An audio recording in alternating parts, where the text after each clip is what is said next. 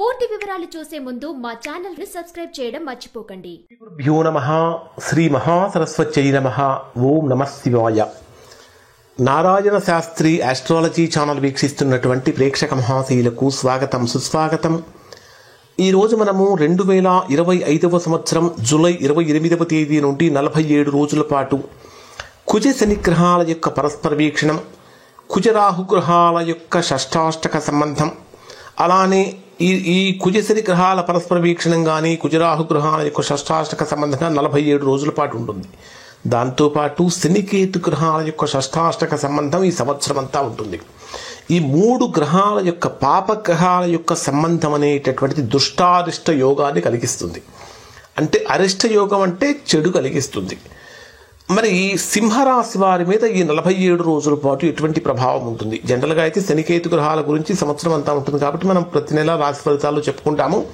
ఈ పర్టికులర్ 47 డేస్లో వీళ్ళు ఎటువంటి జాగ్రత్తలు తీసుకోవాలి, ఏ స్థానాల మీద వీటి మీద ప్రభావం ఎక్కువగా ఉందనే విషయాలు తెలుసుకుందాం.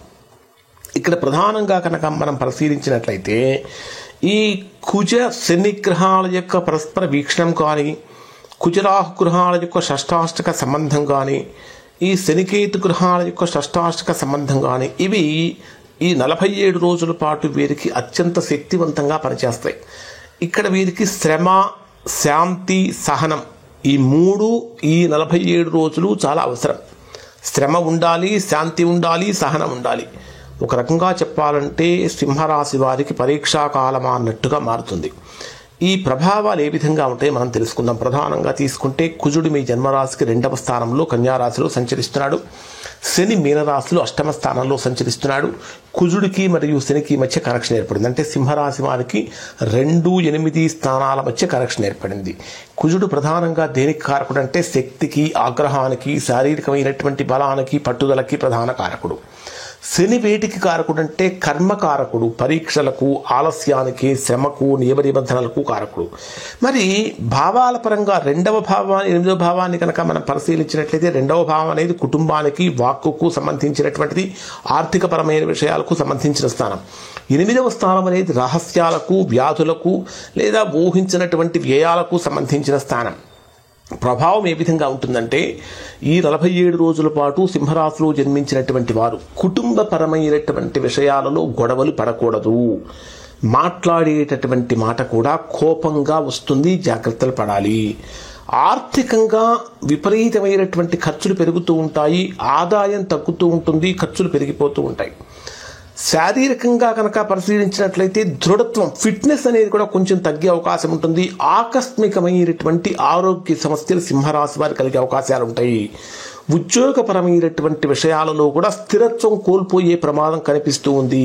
మీ పై అధికారులతోటి కానీ, మీ కింది వాళ్ళతోటి కానీ అనవసరమైనటువంటి విషయాలలో ఆర్గ్యుమెంట్స్ చేసే అవకాశాలు ఎక్కువగా కనిపిస్తూ ఉన్నాయి. జాగ్రత్తలు ఏమిటంటే కుటుంబ సభ్యులతో మాట్లాడేటప్పుడు ఓర్పుగా మాట్లాడండి.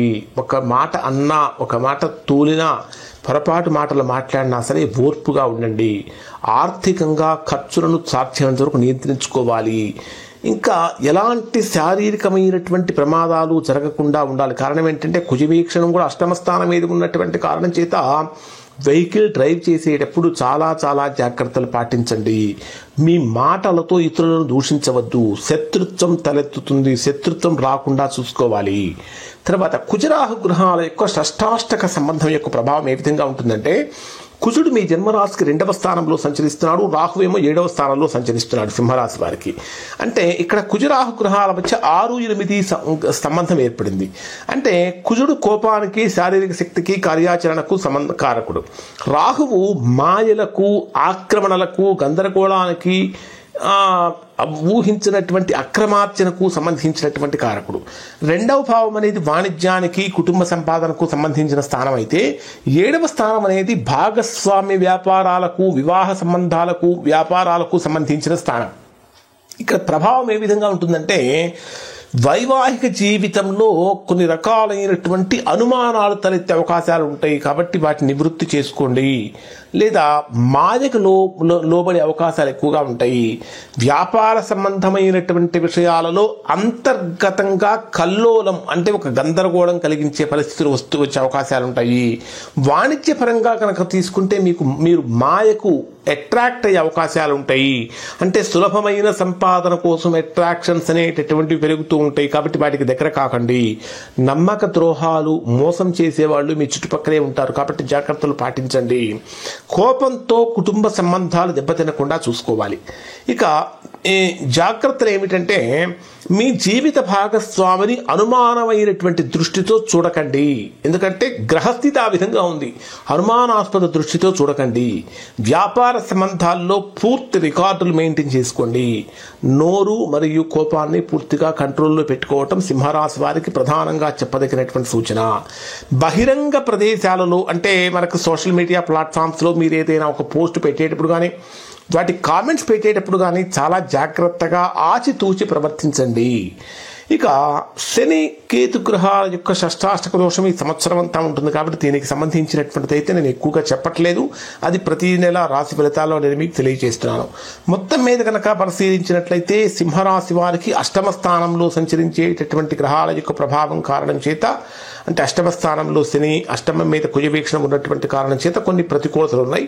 కాబట్టి ఇక్కడ పరిహారాలు ఏమిటంటే శనివారం రోజున నల్ల నువ్వుల దీపం వెలిగించడం, నల్ల నువ్వుల నూనెతో దీపం వెలిగించడం, శని గాయత్రి జపం చేయటం అనేటటువంటి చాలా మంచిది.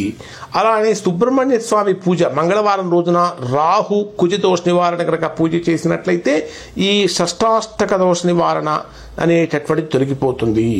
అలానే ఇక్కడ వీళ్ళు ఈ అష్టమ స్థానంలో శని సంచరిస్తున్నటువంటి కారణం చేత ఓం ప్రాం ప్రీం ప్రౌం సహ శనైశ్చరాయ నమః అనేటటువంటి మంత్రాన్ని రోజుకు ఒక 108 టైమ్స్ 108 సార్లు కనుక పారాయణ చేసినట్టయితే మంచి ఫలితాన్ని పొందుతారు.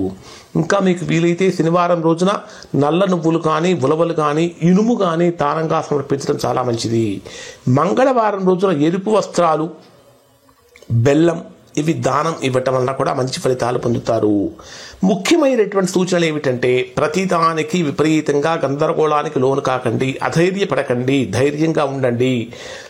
ఎట్లాంటి విషయం వచ్చినా సరే శాంతంగా స్పందించాలి తప్ప విపరీతమైనటువంటి ఆవేశపూరితమైనటువంటి మనస్తత్వం పనికిరాదు.